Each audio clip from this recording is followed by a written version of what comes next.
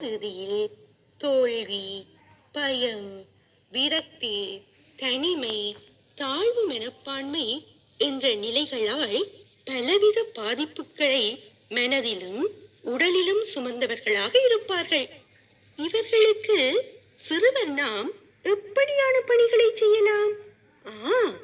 அவர்களுக்காக செபிக்கலாம்.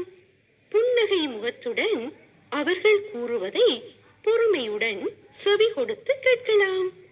இவ்வாறு எம்மால் செய்யக்கூடிய சின்ன சின்ன உதவிகளை அவர்களுக்கு செய்து நாங்கள் இயேசுவின் சாட்சிகளாக மாறலாம் அல்லவா? அதேவேளை நோயாளிகளின் ஆன்ம உடல் நலன்களையும் கவனிக்கக்கூடிய மருத்துவர்கள், தாதியர்கள் உருவாக வேண்டுமென்று நாங்கள் நாளாந்தம் செபிக்க வேண்டும். சரி தம்பி தங்கீரே, இன்றைய நிகழ்ச்சியை இத்தோடு நிறைவு செய்வோம். இறுதியாக எமது அடுத்த சிறுவர் உலகம் எதிர்வரும் 29ஆம் திகதி வியாழக்கிழமை மாலை 6:45 மணிக்கு மலரும். எமது சிறுவர் உலக